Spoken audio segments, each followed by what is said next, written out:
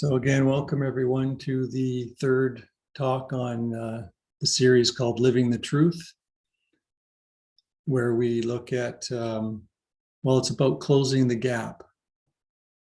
You could say the series on Living the Truth is about closing the gap.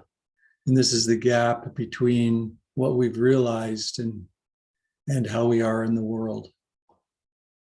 That's basically what we will be kind of looking into each week for the next period of time.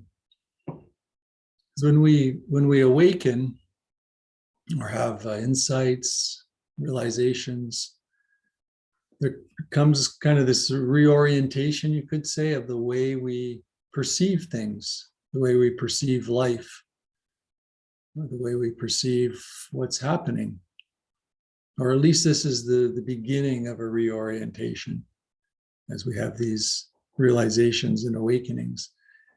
And this can be, disconcerting, disorienting, because you have this realization or awakening, and you at the same time have this human body that operates in the world. You have this mind body, this personality that continues. So there's often this kind of period of reorienting and readjusting. And it involves kind of closing this gap between what you've realized and how one behaves or is in the world. So today we're going to look at how we relate to problems in our lives. So I'm calling this talk a state of no problem. So the realization, of course, is that there are no problems. Everything is unfolding based on cause and condition, and it's just perfect as it is. It's just life unfolding. So that's the insight or the realization. Of course, and then in our relative human life, shit happens. Things arise that could be seen as a problem. So it's closing this gap is relating to these apparent problems in ways that represent our realizations. So the practice, and I'm going to kind of jump to the practice and then get into some more of the details about what I mean by problems and how we contribute to our problems and so on. But the practice is really, in relating to these what we consider problems, is to see what happens when we let go of struggle with reality. We let go of indulging the stories, the narrative of the mind about reality. So the practice is really seeing, when I'm relating to what these things I consider problems, what happens when I let go of struggle with reality? I let go of all these thoughts about it.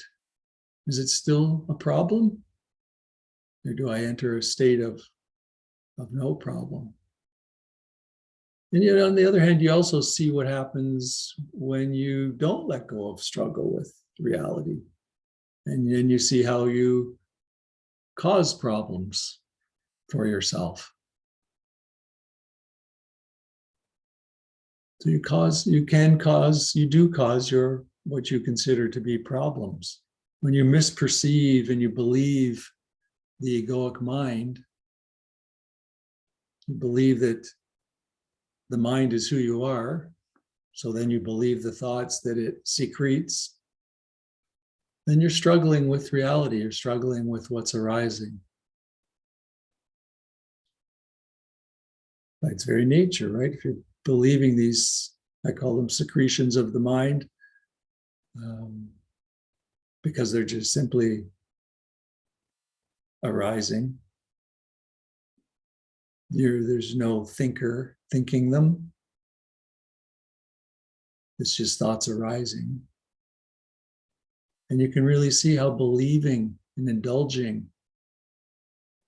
in the continuous, sometimes continuous narrative of the mind causes problems. So this is what I would like to talk about. So, most of us want to feel better, and sometimes the struggle with what is all about trying to feel better. If we can just figure things out and get things just right and control our environment, and then I'll feel better. So a lot, it comes from a very innocent place. But really, what we need to see is the truth of our misperception, that this is in fact going to create comfort and happiness and so on. So we have to see how we're misperceiving. See that the way that we're perceiving ourselves and our mind is not true. And this is really the realization. So often when we have a problem, an apparent problem, often we look to the mind, or we look to the mind of a psychologist. Right? Look to the mind of a psychologist as well. And this you could consider this kind of the relative way of addressing apparent problems in our lives. And I'm not saying this has no usefulness. It can be useful at times, but it's not closing the gap that I'm talking about here. It can have its usefulness, and at times is necessary, but it's not closing the gap. We're talking about a more direct way of looking at what we consider problems. And this is to look at the truth of the moment. So we're not trying to patch things over. We're not trying to create a better dream. We're seeing the truth of the moment as it's unfolding. So we're seeing how we cause our own suffering. As the Buddha often said, stated, suffering arises through our misperceiving of reality and self and the resultant struggle with life unfolding.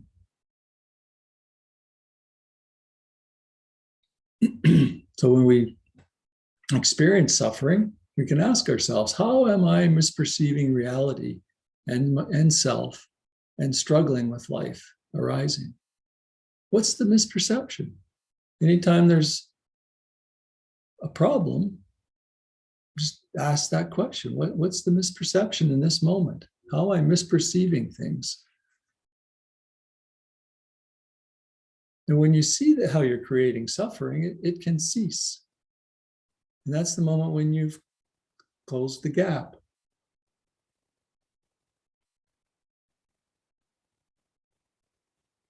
So we're really seeing, part of this in my practice over the years has been seeing the stories. I lived with all kinds of stories about, life, but why, I'm this way because of something that happened in childhood, or, my parents did something, so that's why I'm this way, or, if somebody did something that was,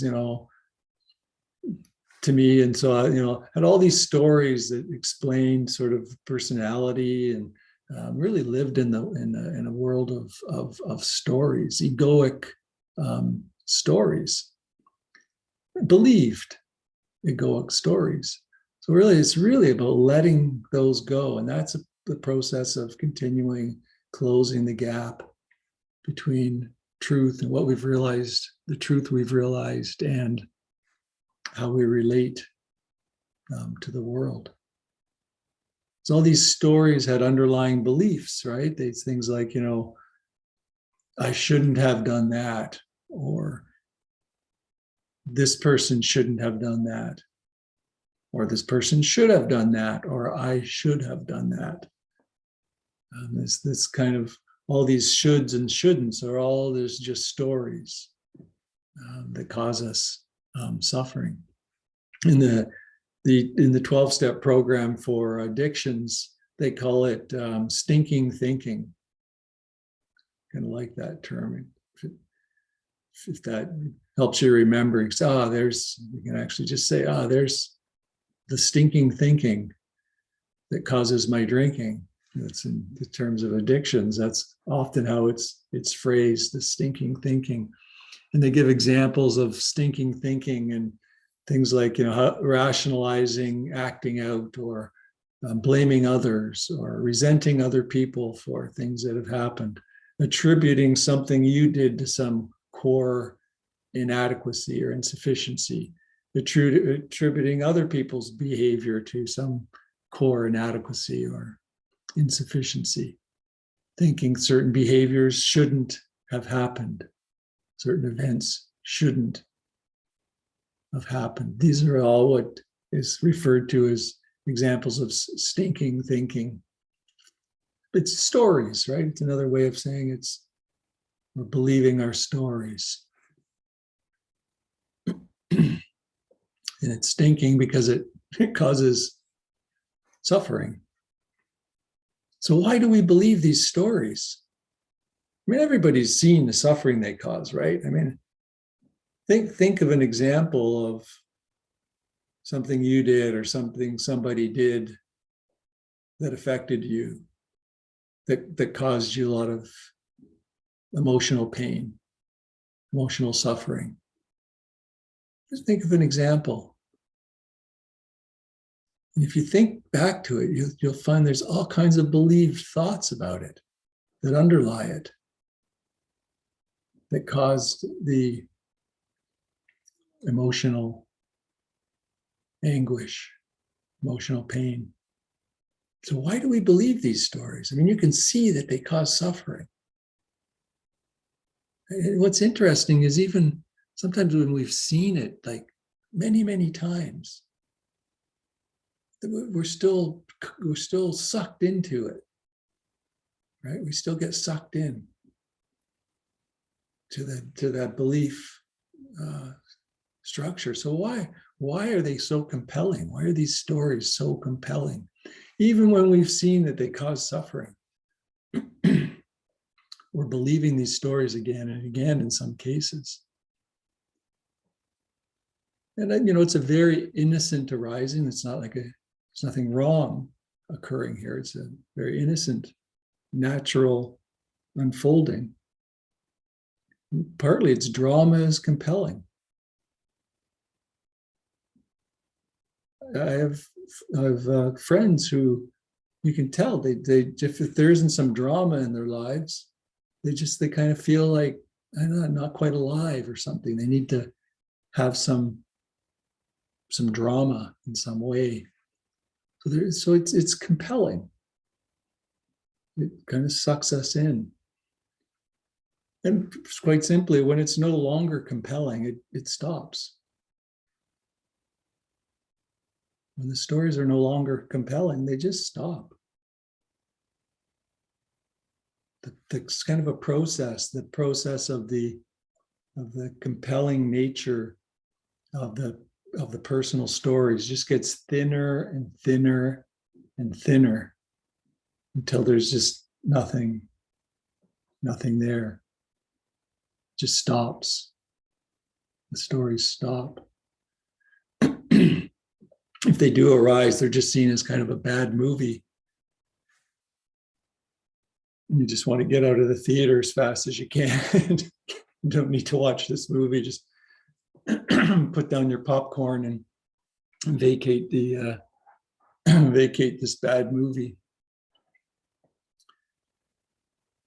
which we haven't done in a while with the pandemic. But could use the analogy of changing the channel as another example that I use. You just change the channel, something without drama. It's no longer compelling. It's the egoic energy of it has fizzled out, because this is all egoic activity, the energy of the ego, of liking and disliking, attraction and repulsion, storytelling about getting what it wants and not getting what it doesn't want, and so on. So we kind of, it's a process of burning through these stories, seeing the truth of these, how these stories cause suffering, the thoughts and narrative, how it causes suffering, kind of burn through it with investigative inquiry and awareness. So it's not something you just hear me say, believe it, and then expect the stories to stop.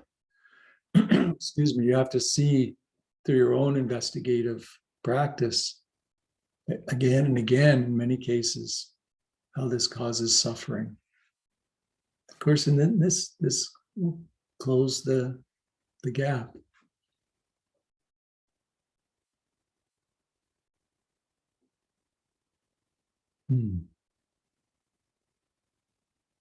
So there's what I'm calling the whirlwind of suffering.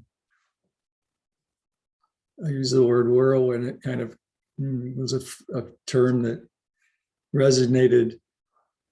We've got one of these vacuum cleaners, these newfangled ones that, they're the cord, they plug into the cordless, and it's kind of clear plastic, and you can see the dirt all swirling around. It's like in a whirlwind. It's kind of cool. I like watching it. It's kind of cool. I actually like vacuuming because I kind of see that as this is the vortex or the whirlwind that we get of suffering. The Buddha called it the wheel of samsara.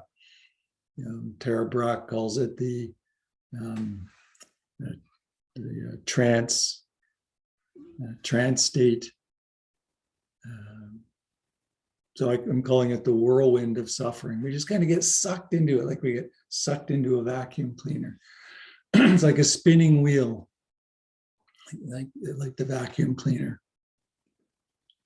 And as soon as we identify with and believe any thought on the wheel, any image, belief, idea,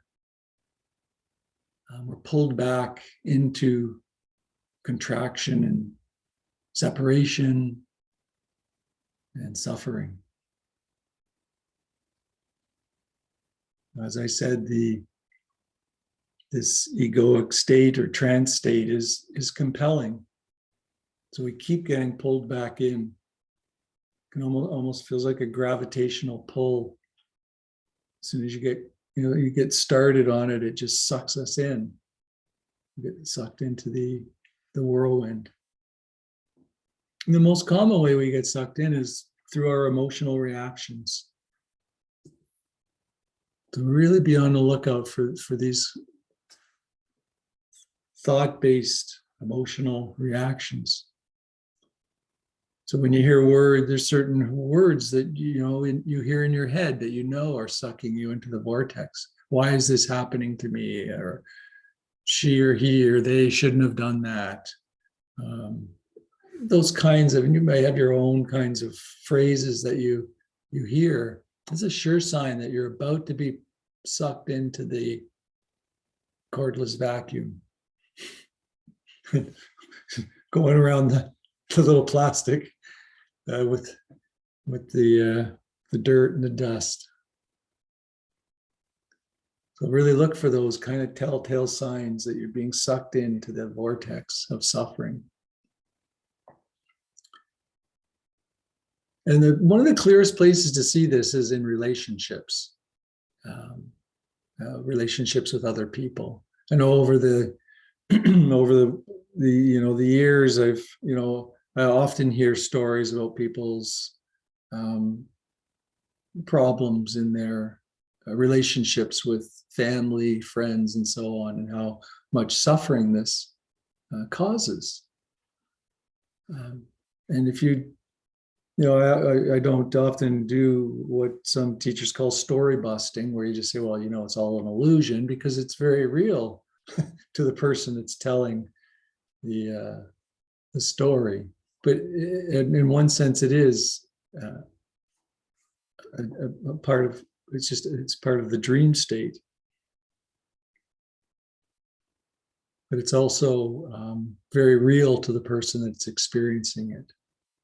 There's a real sense that they need to defend or control or blame. And you can hear this often in the stories.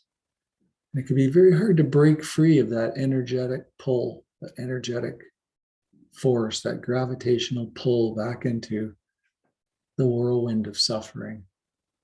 So the key really is to identify the stories, the thoughts, the beliefs that are pulling you back into separation and division. Seeing them again and again sometimes, right? There may be a story that you've been telling yourself for years and decades that's been causing suffering for decades.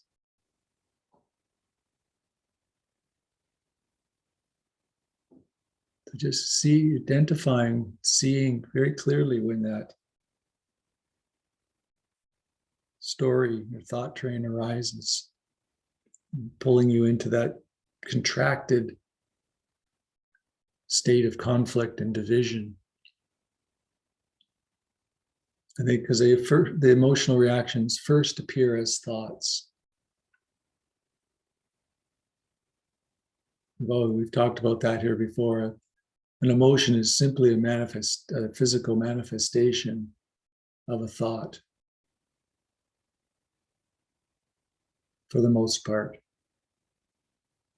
Almost all emotions are just based on thoughts. So you're identifying what that thought train, that storyline is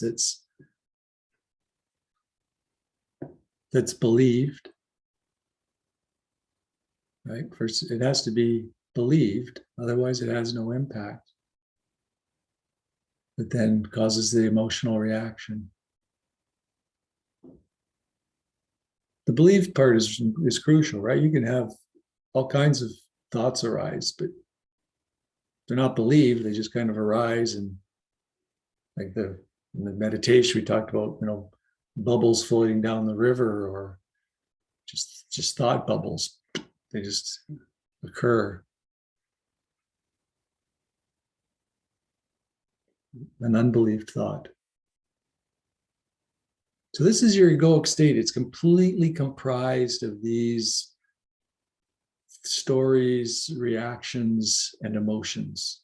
This is what keeps it going. So we're simply identifying when this happens so that we can see the truth of the moment and close the gap. And you can not only see this perhaps in your own life, but you see it all around you, right? You see how people interact. You may hear people blaming, hear people trying to control another person, manipulate, deceive. And even you might also even more subtle interactions where it's just people wanting to trying to convince others that they're right. Right? You hear this often. It just doesn't even meaningless things almost. But no, this is convincing that no, I'm right. It's again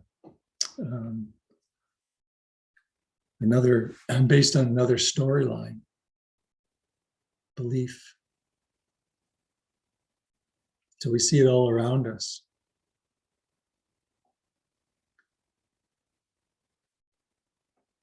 Yeah. And the irony is the more you think you need to control events and people around you, the more out of control you feel. Right? Because you don't control events and people around you. You don't even control your own mind. How are you going to control somebody else's mind or the events of the universe unfolding? No wonder we suffer, right? I mean, we're trying to do the impossible. Think about it. You cannot control what thoughts arise in your own mind. How are you going to control anything else? It just seems so simple, right?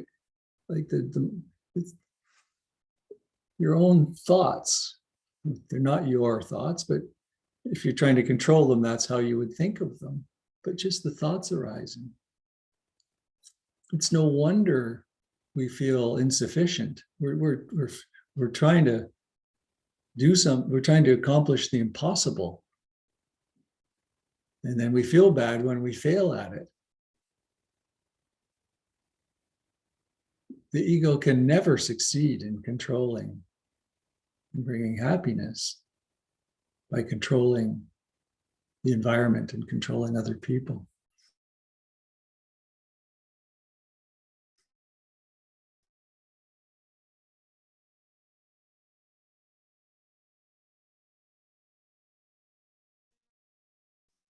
Where things are kind of going well, the ego is going to find a problem somewhere. It needs this drama. It needs these problems to remain center stage. Because if things are going too well, and there's a kind of a quiet that arises within you, in a stillness, what happens? What happens to the ego, the egoic mind?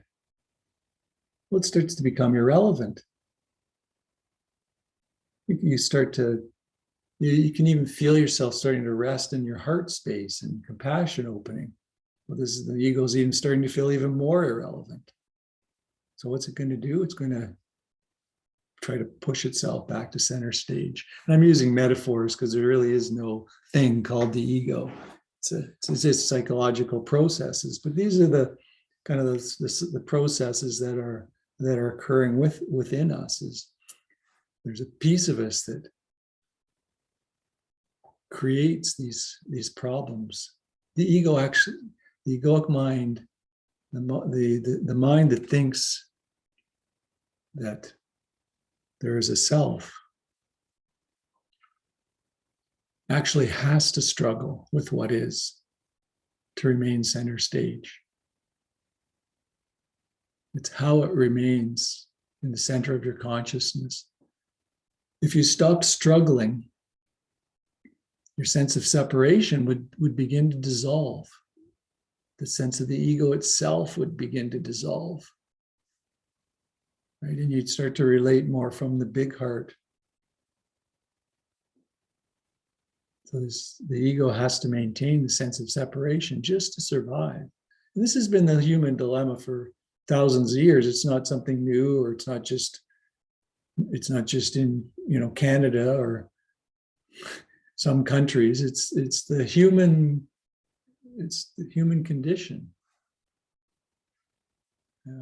We're collectively caught in this trance state, this dilemma, where we're continually sucked into the whirlwind of suffering by believing our thoughts. So a big part of this practice is seeing that. The Four Noble Truths. So that's what they're really all about, is closing that gap. So it's the collective dilemma of the human race. It's also but it's not inevitable. Right? That's the good news. It doesn't have to happen. Our realizations point to the truth of self and reality. And when that is seen, we no longer get pulled into the whirlwind.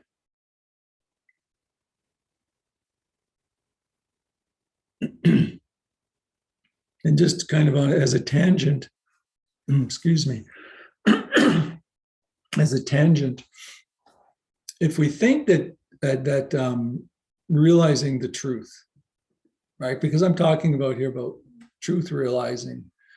If we think that it's only for a few people, a minority of people on the planet, like monks and nuns who are meditating countless hours, or if we think that that's only for a select few, then we're blocking it. We're blocking the possibility of it from arising. Because it's really not all that complicated. It's just seeing the truth of how these stories, narratives, thoughts create suffering, how they pull us into the whirlwind, the wheel of samsara. None of us want to suffer, right? None of us want to cause others to suffer. Right? So this is a way of ceasing that the struggle that causes the suffering. So the practice is to see what happens when you let go of the struggle with what is. When you no longer believe the thoughts and the stories.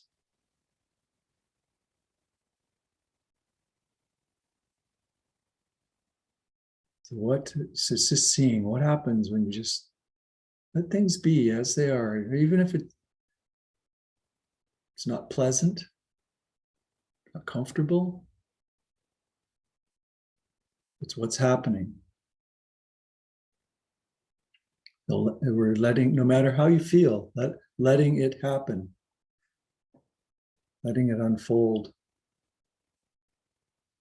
We've talked about this. It doesn't mean you become a doormat. In fact, it means quite the opposite. It means you're more engaged with life because you're present and clear in each moment. When you let go of struggle with what's arising moment by moment, a really natural quiet and stillness emerges. And in that moment, you've closed the gap. You're beyond ego. You're living what you have realized. You're no longer living from the egoic mind.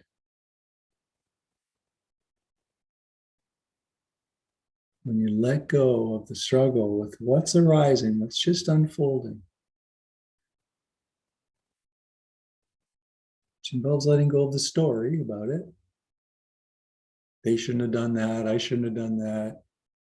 Whatever it might be, letting go of the, just, there's a story about what's happening, letting go of that. That's the practice. It's not hard to attain, or not some distant future thing that occurs if you meditate enough.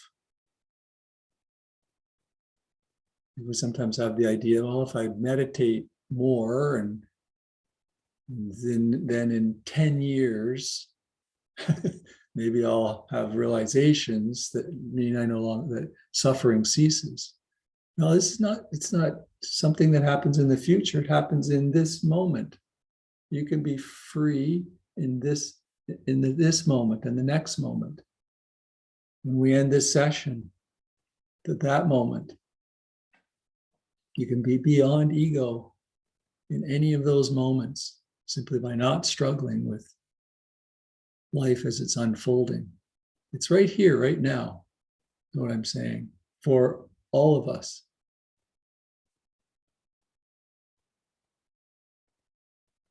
One of the beautiful things I like about the Buddha's teachings is anybody can become enlightened. You have to understand, is in the context of India, where there was a very entrenched, and still is in many ways, caste system. Very strict divisions between men and women, a lot of oppressive relations of men over women. The Buddha came out and said, everybody's the same, everybody can be enlightened.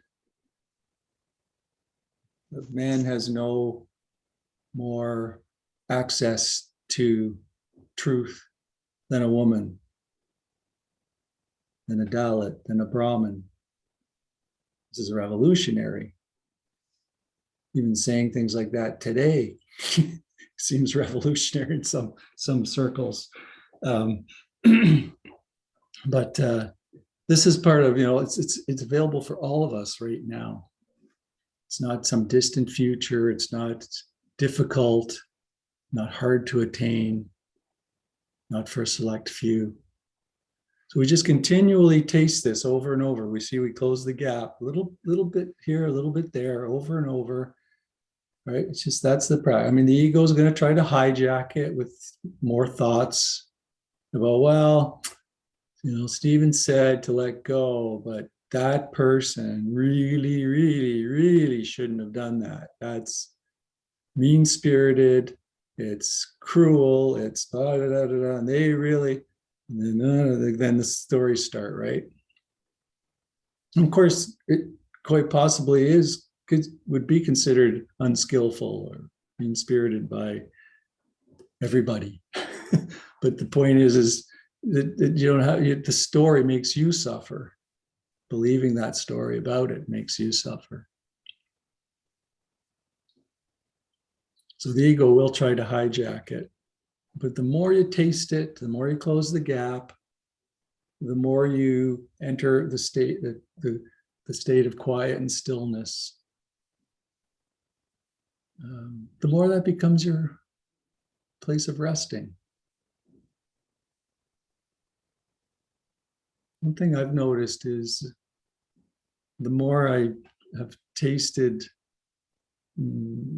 quiet, stillness, still awareness, the more stark it's the egoic mind is a very stark contrast to that place. And it becomes easier, and it's because it becomes a stark contrast. It becomes more and more obvious. So the gap you don't really close the gap anymore. It's just like, whoa, that's a story that would cause a lot of suffering if that was believed. Right? You can see the thought, and then you can see, wow, if that was, I can just see that taking me down a road of distress and turmoil, and because it's in such stark contrast to the quiet, still place, that it becomes easier and easier to let it go. So we're just consciously more and more seeing what happens when we let go of the struggle with what is. And we realize the mind doesn't have the answers for us as individuals or society as a whole. We're really letting go of this indulging in the mind. It doesn't mean we don't use the mind, of course. It's a powerful tool. But we realize the mind does not have all the answers. We're not going to think our way out of suffering.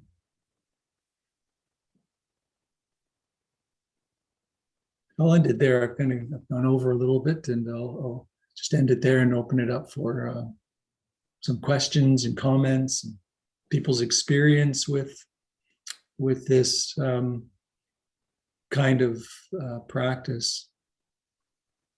We've talked about it before, but I'm kind of spinning it in a little bit different way in terms of closing the gap.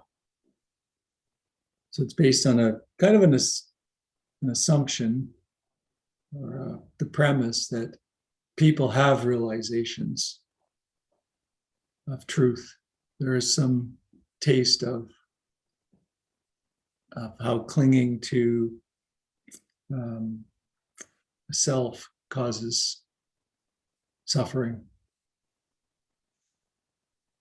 Like the Buddha said, when he said, in short, it is the 5 aggregates of clinging that cause suffering. It's basically saying it's that sense of self, the believed sense of self, that causes suffering. And as I've said, whenever I hear somebody say, they go on, and then they say, in short, you're going to get the direct goods, right? It's in short, if you believe in a self, that you're gonna suffer. And so that's the realization that we've been working on for months here. And so now we're just aligning, harmonizing how we are in the world with that realization, regardless of kind of whether it's deep and it's been it in your bones, or whether it's more subtle or you've had tastes of it.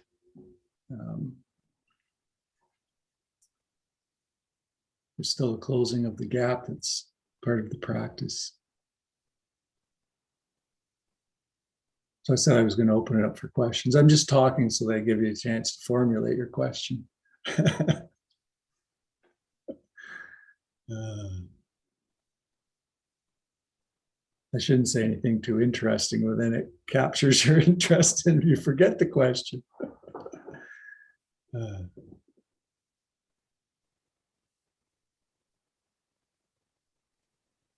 Yes, Maureen. Yes, just to share a personal experience. A number of years ago, I went through a very difficult period in my life, and I had to make a decision.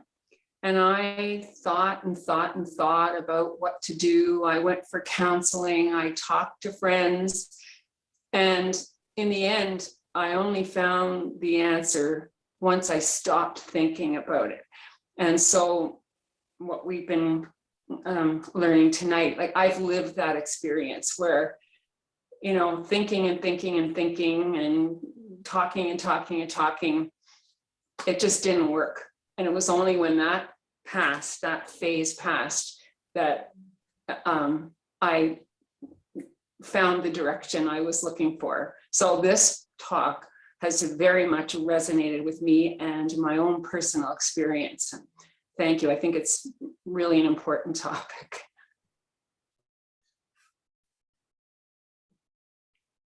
Thanks, Maureen.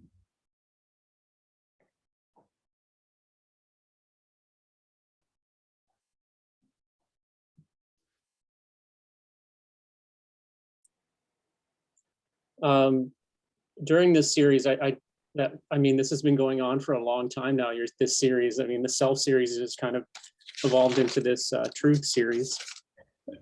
I definitely feel I feel that it's a palpable closing of the gap in my life.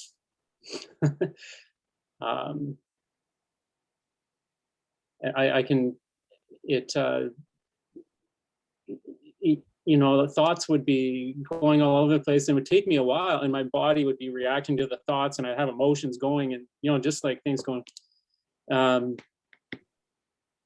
But just over time, through the practice, being able to just notice, like, when there's like my body's just contracting a little bit, or my thoughts are coming in, like, just there's a little bit of thinking, I feel like I can notice it right away and say, okay, well, these thoughts, like, are at best maybe tiny grain of truth, but mostly they're complete illusion. So just let them go, and it's very, very liberating.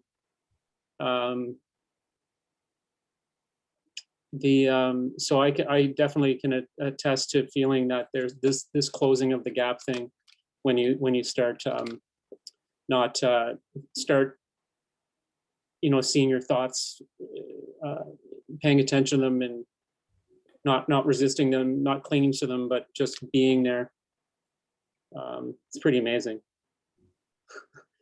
And the other thing, it's kind of related to that, was when we're talking about this, it makes me think of, my mind is brought to the compassion practices, like the self-compassion practices. And I felt a lot of resistance to those practices over time. And I think that's something that they say is supposed to be a normal thing, especially when you're first starting out. But I feel like part of the you know, I felt like the compassion practices weren't enough to, I guess, to allow there to be more of like a letting go. Was that there's always, like, the compassion, I feel like there's always like the story, you're not letting go of the story, you're holding on to the story, and you're applying compassion to the story. And I don't know if that's my interpretation, if it's wrong. I was just wondering if maybe you know, you might comment on how this stuff relates to the compassion practices. Yeah, thank you.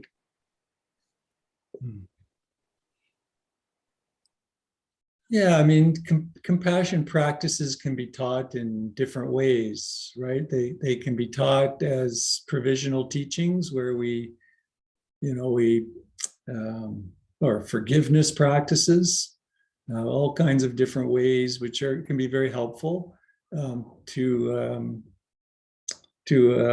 help people let go of resentments, for example, in terms of compassion for for particular beings.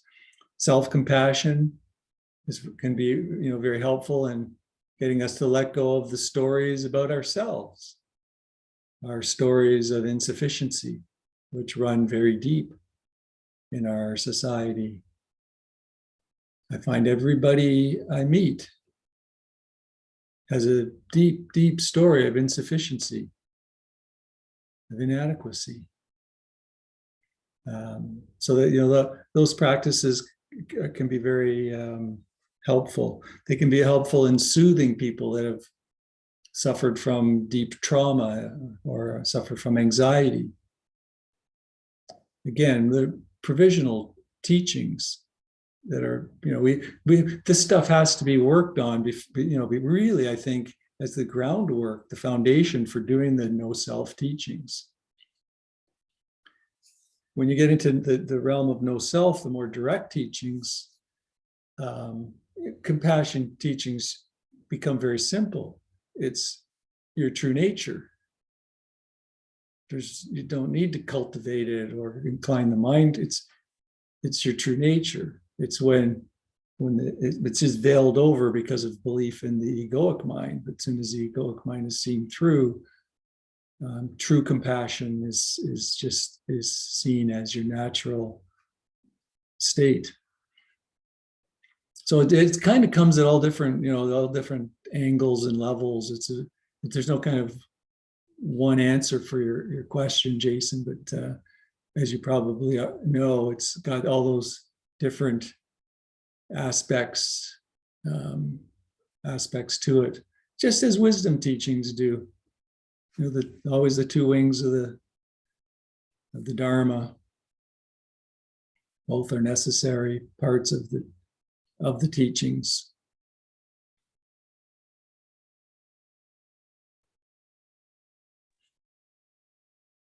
Yeah.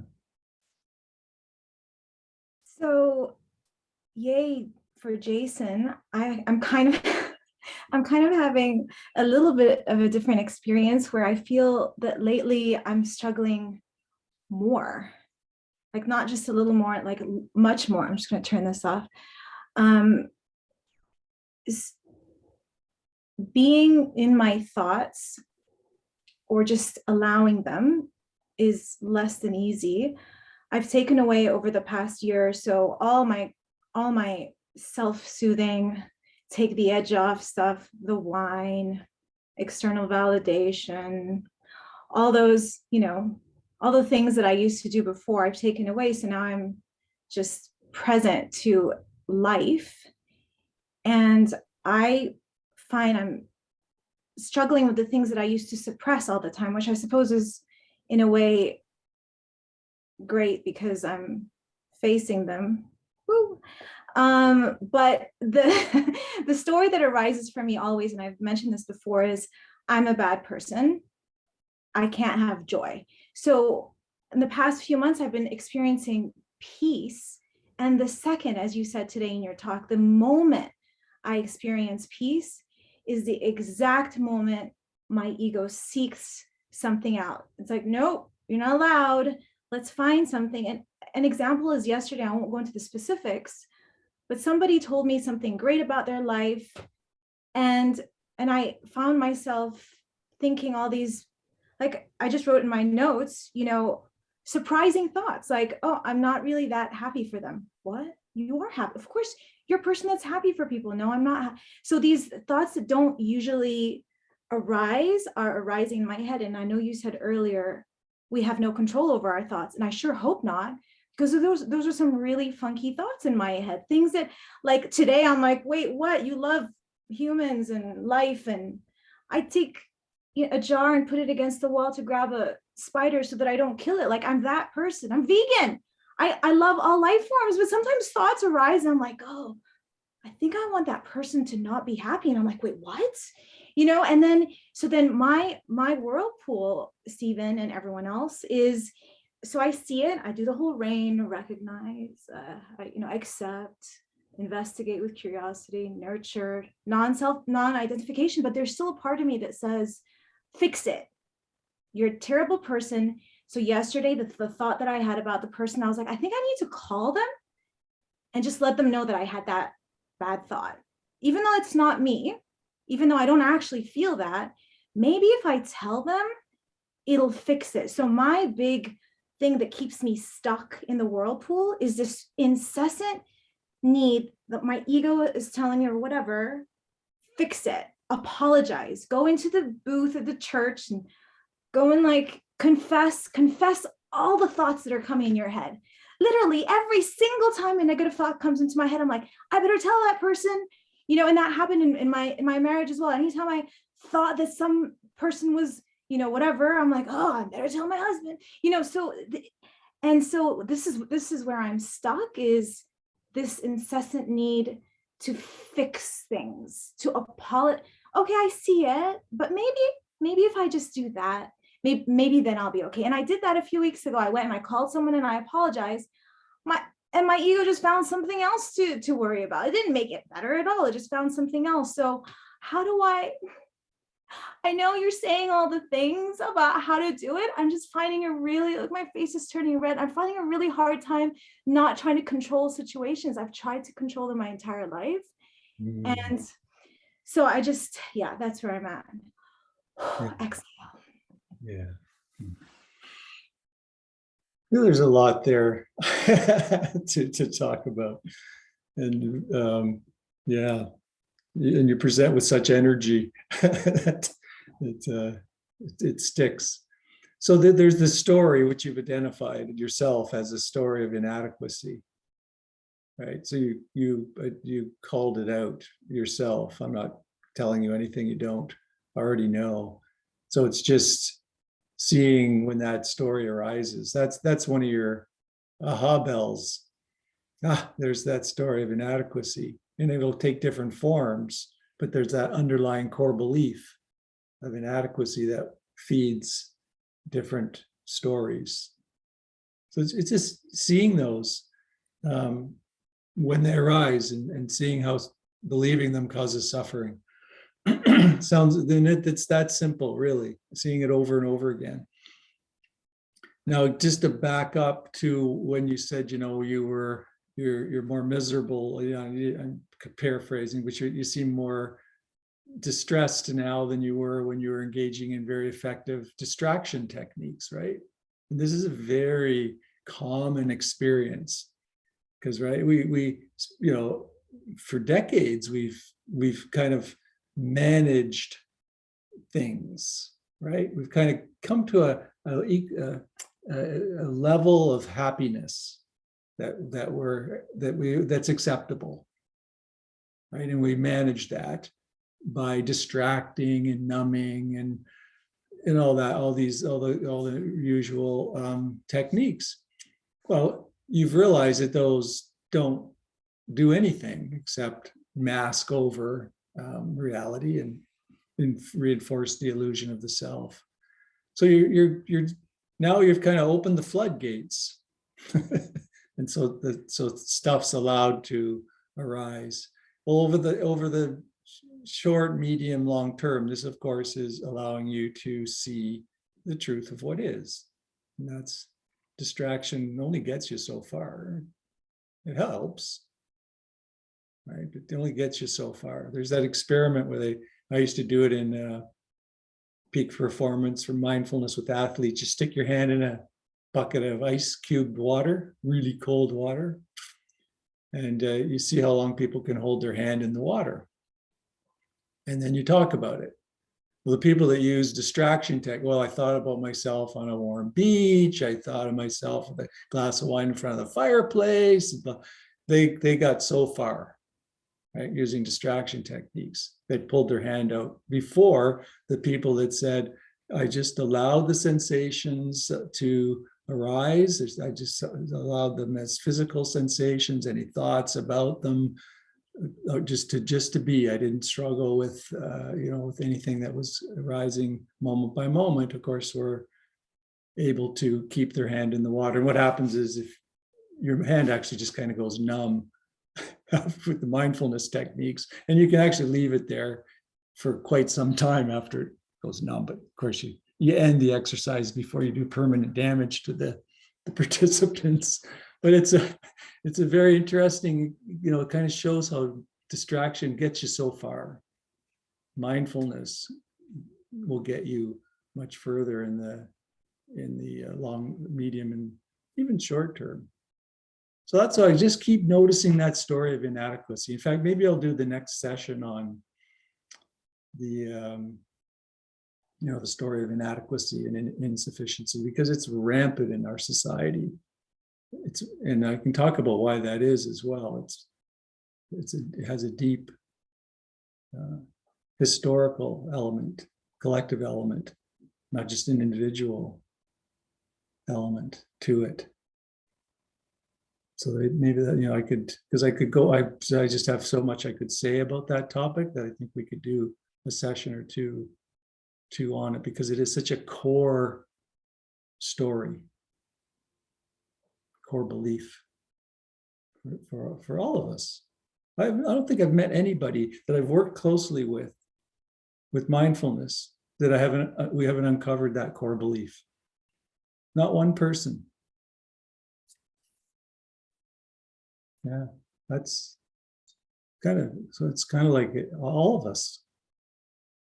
It's not going to be a talk that kind of misses the mark with anybody, really, from what I've seen. I hope I at least answered partly your question. I appreciate that. Thank you so much.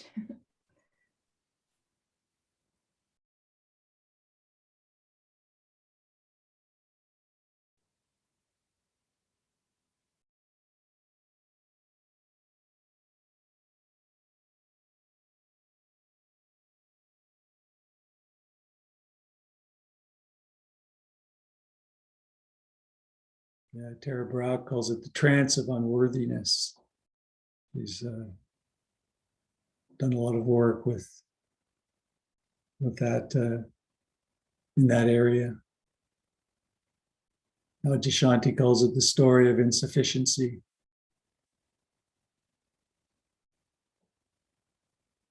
Inadequacy, not good enough.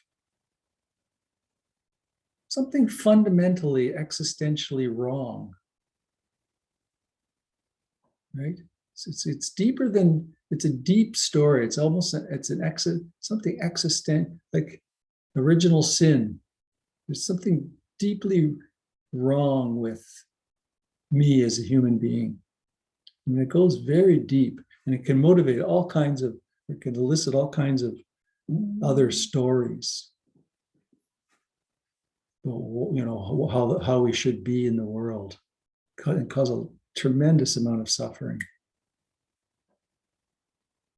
So maybe there's a big gap. Maybe we've identified a big gap, because when you start getting down to that level, you're getting down to the fundamental core beliefs. Once you start closing those gaps, you're starting to live, because you start to close those very fundamental gaps after you've kind of worked on the more superficial stuff, right? I no longer get upset when somebody jumps in a parking spot in front of me. Well, no, that's, or when somebody cuts me off on the road, or when I get a bag of apples home and there's half of them are rotten and I didn't know that. All those kinds of things. It's just regular run of the mill. You work on all that stuff because that's closing the gap, but then you get into some of the core fundamental beliefs, and that's really where the deep transformations occur. The sort of the final gaps are closed. Yeah, so if everybody's open to that, that can be our topic for next week. Something I worked on personally in my practice for many years. Yeah.